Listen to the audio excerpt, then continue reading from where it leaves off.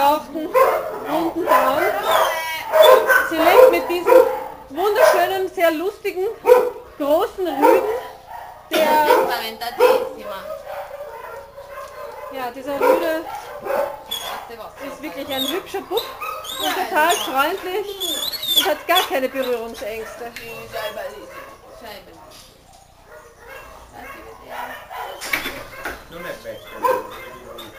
Der ist noch recht jung.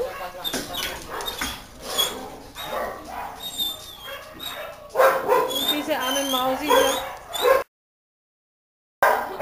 sind nur beschwichtigt.